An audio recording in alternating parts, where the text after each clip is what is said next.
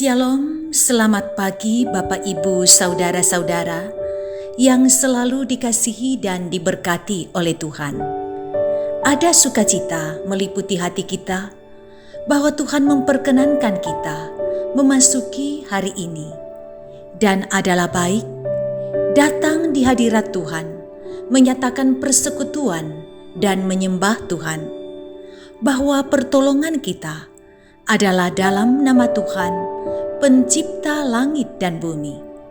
Kasih karunia dan damai sejahtera Allah menyertai kamu sekalian. Amin. Kita akan membaca dan mendengarkan bahagian firman Tuhan menurut Renungan Harian Toraya, edisi Selasa 19 April 2022, yang terambil dari Wahyu 12 ayat 1 sampai 12. Sebelumnya mari kita satu di dalam doa. Kita berdoa. Kami memuji dan memuliakan Engkau, ya Allah Bapa di sorga, untuk kasih-Mu yang besar yang kami rasakan dalam minggu-minggu Paskah yang sementara kami jalani. Untuk kasih-Mu mempertemukan kami dengan hari ini, dan bahwa ada kesempatan menikmati akan firman-Mu. Hati kami telah kami bukakan, Roh Kudus, hadirlah di dalamnya. Semoga firman ini membangun iman kami, semakin mengenal Tuhan dan ketetapan-ketetapan Tuhan. Bersabdalah Tuhan, umat-Mu telah sedia mendengarkan firman-Mu. Dalam Kristus Yesus, kami berdoa. Amin. Wahyu 12 ayat 1 sampai 12. Perempuan dan naga. Maka tampaklah suatu tanda besar di langit. Seorang perempuan berselubung matahari dengan bulan di bawah kakinya, dan sebuah mahkota dari 12 bintang di atas kepalanya. Ia sedang mengandung, dan dalam keluhan dan penderitaannya hendak melahirkan, ia berteriak kesakitan. Maka tampaklah suatu tanda yang lain di langit, dan lihatlah, seekor naga merah, padam yang besar, berkepala 7 dan bertanduk 10. Dan di atas kepalanya ada 7 mahkota, dan ekornya menyeret sepertiga dari bintang-bintang di langit dan melemparkannya ke atas bumi. Dan naga itu berdiri di hadapan perempuan yang hendak melahirkan itu untuk menelan anaknya, segera sesudah perempuan itu melahirkannya. Maka ia melahirkan seorang anak laki-laki yang akan menggembalakan semua bangsa dengan gadah besi. Tiba-tiba anaknya dirampas dan dibawa lari kepada Allah dan ke tahtanya. Perempuan itu lari ke padang gurun, di mana telah disediakan suatu tempat baginya oleh Allah, supaya ia dipelihara di situ 1260 hari lamanya. Maka timbullah peperangan di sorga. Mikael dan malaikat-malaikatnya berperang melawan naga itu, dan naga itu dibantu oleh malaikat-malaikatnya, tetapi mereka tidak dapat bertahan.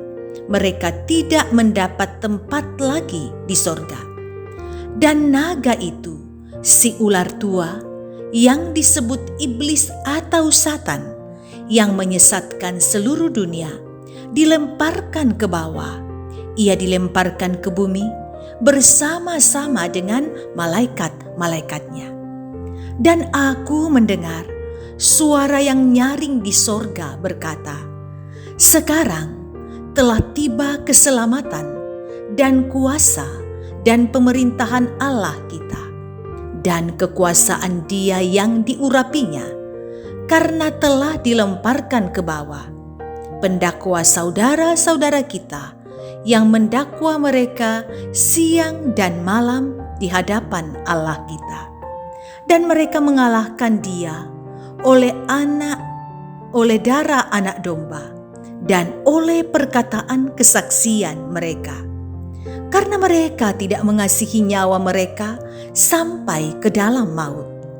Karena itu, bersukacitalah, hai sorga, dan hai kamu sekalian yang diam di dalamnya. Celakalah kamu, hai bumi dan laut, karena iblis telah turun kepadamu dalam geramnya yang dahsyat, karena ia tahu bahwa waktunya sudah singkat. Firman Tuhan, amin. Tema renungan kita ialah nyanyian kemenangan. Saudara yang dikasihi Tuhan, kitab Wahyu 12 ini menceritakan penglihatan kedatangan Yesus yang diawali dengan peperangan antara naga yang adalah gambaran dari si iblis yang dikalahkan oleh malaikat-malaikat Tuhan. Kemenangan malaikat-malaikat Tuhan ini membuat segenap penghuni sorga menyanyikan nyanyian kemenangan dan keselamatan. Di dalam hidup yang menekan, kita mungkin bertanya, di manakah Tuhan dalam kekacauan, penderitaan dunia ini? Di mana Tuhan di tengah pandemi yang melanda dan sepertinya tidak berakhir? Namun melalui perikop ini, kita diingatkan dan dikuatkan bahwa di balik segala sesuatu yang terjadi dalam kehidupan ini, yakinlah Allah senantiasa bekerja dan bertarung untuk kebaikan kita. Allah tidak pernah tinggal diam.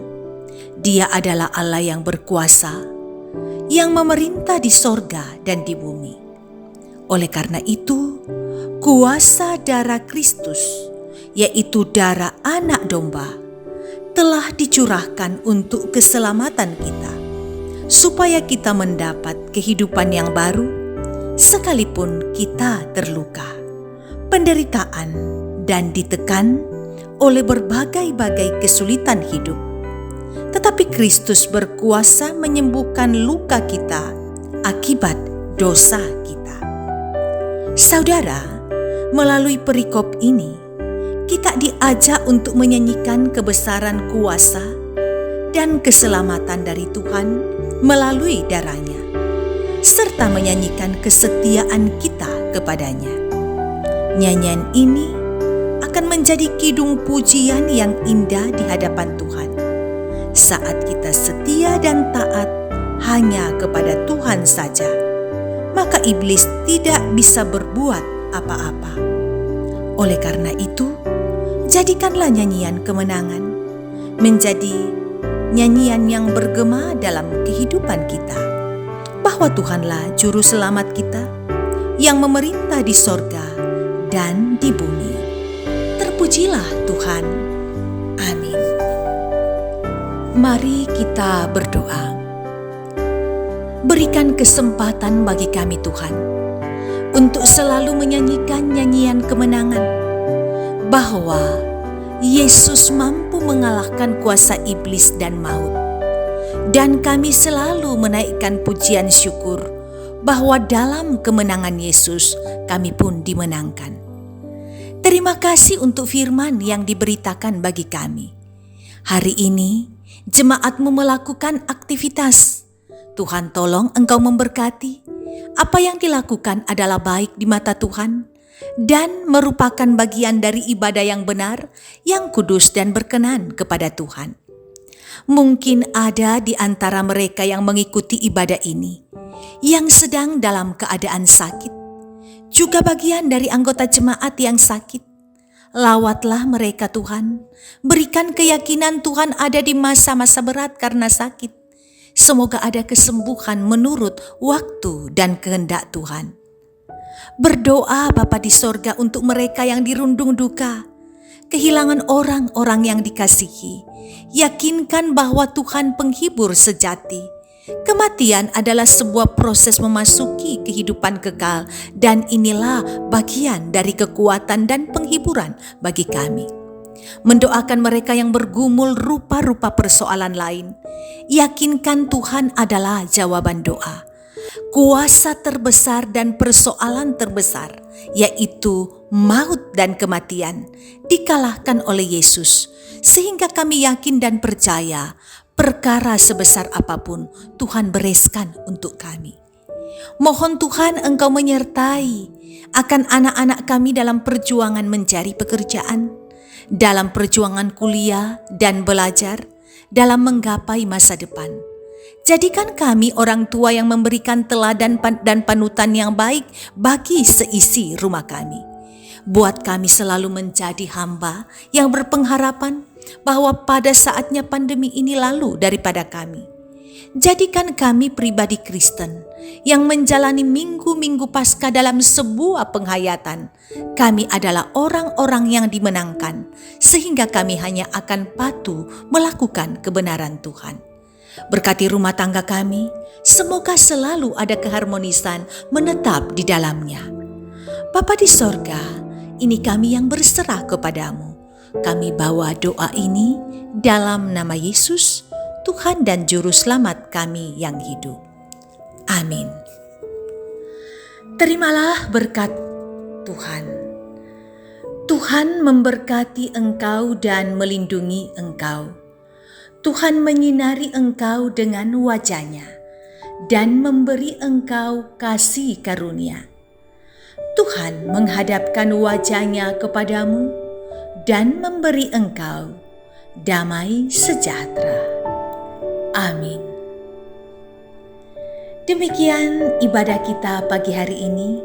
Sukacita bahwa kita bisa bersekutu dengan Tuhan. Yakinlah Tuhan selalu ada dalam setiap gumul dan juang kita.